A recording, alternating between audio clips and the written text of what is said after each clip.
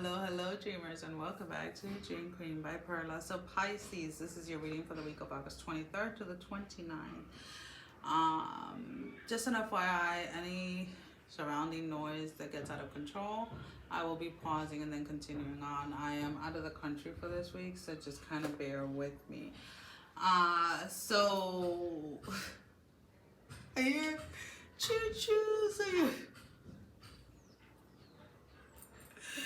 you're taking the express train is what is so funny.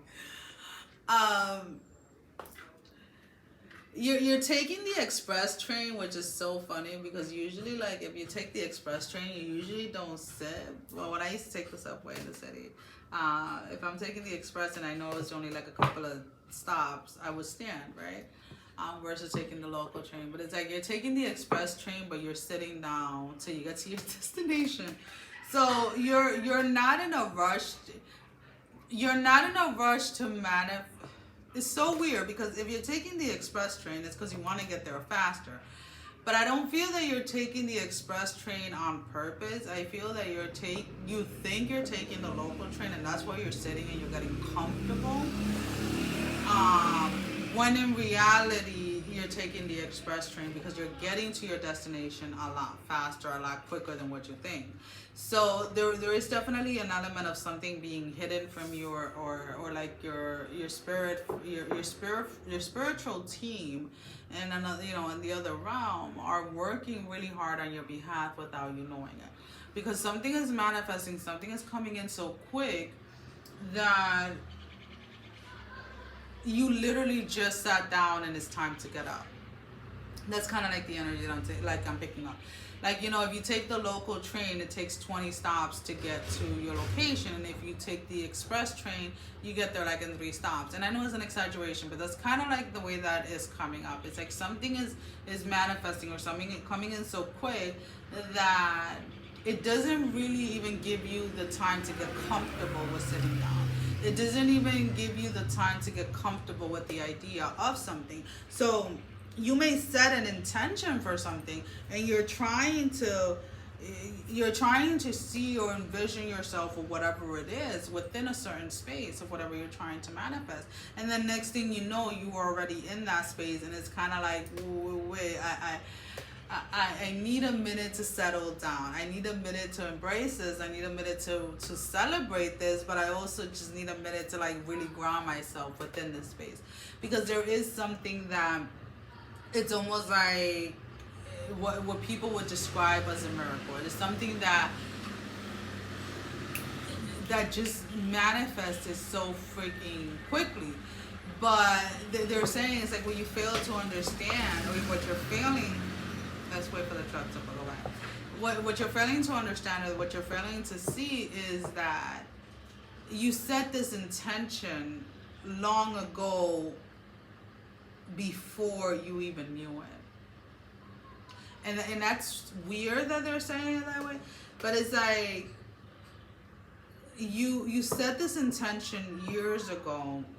It was just recently that you verbally set it into motion, and that's why it manifested so quickly. So this could have been like a dream of yours or a goal of yours when you were younger, right? Like, oh, like, and you may have said it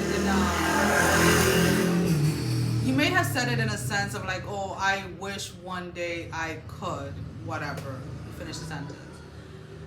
And you didn't realize that at that moment in time when you said I wish, subconsciously you started taking steps, or you started doing things to align you with that wish, right? But it wasn't until now, it wasn't until now that you verbally set the intention, I am going to.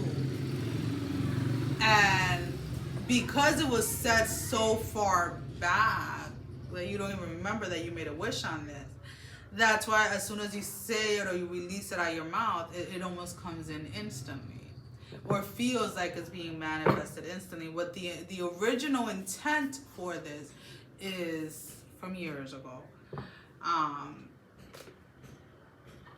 And again, guys, these are general readings. I'm not trying to get very specific on anything, so that can be in any area of your life. But there's definitely this sense of you're on the express train. You're on the express train as to where it is that you want your life to go, as to what it is that where it is that you see yourself. And the fact that you're so that you're not even seeing it, it makes me chuckle, because again, you're just kind of like, you're in one of those energy where you're just like, you know what, you've been trying, or you've been going after things, or you've been worrying about things for so much, and you've been like, you know, just like, and then it's like the minute you say, you know what, I surrender and I'm just gonna let it be. If it's meant to be, it's going to be, and you just kind of like sit back and you're just like, ugh, just gonna let it be. Everything that you were working so hard to accomplish, where you may have met resistance or whatever, just all comes in at once, and you're just like, seriously, all I had to do was surrender. Like that was the one piece of ingredient that was missing, right? That was the key ingredient that was missing, was that complete surrender. And we talk about surrender all the time. And we think that it is just a logical or a mental state, right? Where we say, well, I surrender. But then it's like, is your body surrendering? Is your body sending the same signals that is surrendering? And it's different for everybody. Like a lot of people, like there are specific sensations within my body when I truly surrender. So if I'm going to go ahead and say I surrender, I check my body. And if it's not there, and if I don't feel it that I am surrendering, that I say, I want to surrender. I need to surrender to the situation. So whatever it is that is needed in order for me to get to that surrender part, I am open to, right? Because sometimes we want to identify what it is, or we think we know what it is that we need to surrender, when in reality, it could be something completely different when it comes to a specific situation. So it's almost like you have to put yourself in a mode or in a space where you're surrendering to life as it is, so that you're not meeting any resistance. And I know that that's not coming out the way that I'm thinking of it in my head, but those are really the only words that I can really use. Like it almost plays into the space where, you know how people say certain things, but then their actions don't match. It's almost kind of like that. A lot of people say that they surrender, but their physical actions and their body, the sensations in their body, don't match the surrendering energy or the surrendering sensation that they normally feel when they actually do surrender. And I know I'm getting out there, and just bear with me, but that's like the only way that I can explain it. Because the only reason why I'm stressing that for you guys is because I want you to pinpoint that sensation in your body. What did it feel like, you know, body-wise? Like, what did you feel like in your head, in your forehead, in your fingers, in your toes, in your stomach, and wherever? How did it feel when you surrender? Not how other people describe it. How did you personally feel? Because that is a feeling that you need to become in tune with, that you have to become friends with, that you have to become familiar with. Because that is going to be kind of like your sensory for knowing when you're actually surrendering to a situation and when you're not. See, a lot of the times we want to look at everything else, right? All of the information that is coming from outside of us, right? Yes, we have our angels, we have our guides, we have our spiritual team that is constantly helping us. but maybe they wouldn't have to get your attention so much outside of you if you were just to learn to listen, because your body is a guide. Your body is trying to guide you as well through the little sensations and the little things that it brings up. So it's more of like getting into that space, guy. Okay. All right. So we're going to pull out 3 oracle cards. Now, these can be confirmations to the reading, confirmation to something that didn't come out in the reading that you are inquiring about, or simply your advice for this week. Why are these stuck? The Lover and the Beloved. The Star Mother Araki. So again, it's like, and then one keeps on coming up. The Lover and the Beloved, the number 35, right? That's surrendering energy. That energy where you're not afraid of anything, where you're not, there's almost like no expectations, right? And when there's really no expectations or no wanting or needing for anything in that moment of surrendering, then the Lovers and the Beloved, right? The interchange of energy, right? Then allows to flow through. And that makes sense in my head. It might not make sense to you, but it makes sense in my brain in a logical sense. And like, I want to try to explain it, but it's like, it's irrelevant is what they're saying. But when you allow yourself to allow things to just be, it allows things to flow, right? It allows the energy exchange to flow and to come more naturally. We have the number 23rd, which is the Star Mother Arakis, and I think that's how you say it.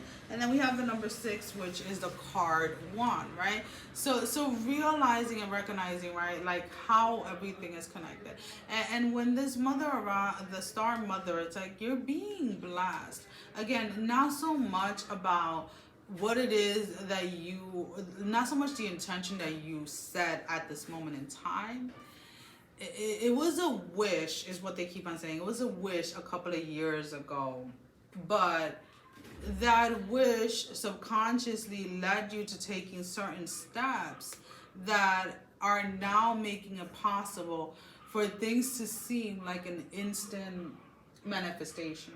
So I don't know if you've ever heard the story of, there was a painter that was brought up in front of the king, right? And the king told him to paint, he asked him to paint something like within 5 minutes or whatever. I think it was like a bird or something like that.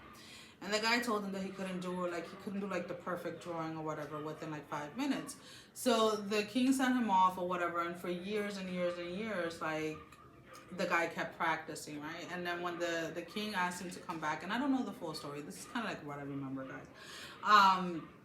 He was able to draw or paint the bird in 5 years, and the king asked him like why it took him so long to do it. And it's basically the gist of like dedication and practice, right? So he practiced every day. He dedicated himself to drawing the perfect whatever in under 5 minutes for like 15, 20 years or whatever it was, right? And then the result of all of that year in training, all of that dedication, was to be able to do say task in 5 minutes. So it's kind of like that, like even though things may be seeming, or it may seem like things are manifesting out of the blue or manifesting so fast for you, a lot of this that is manifesting for you are wishful thinking that you set into motion years ago, even if you don't recall and even if you don't remember.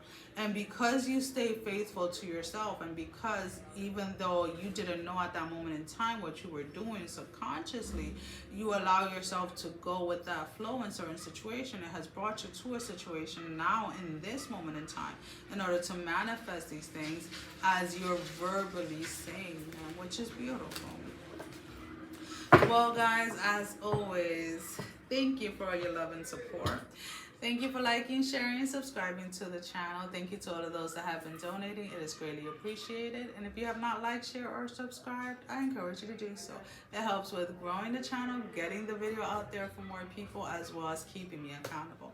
For personal readings, all that information can be found down below in the description. Sending every single one of you love, strength, and blessing, guys. Take care.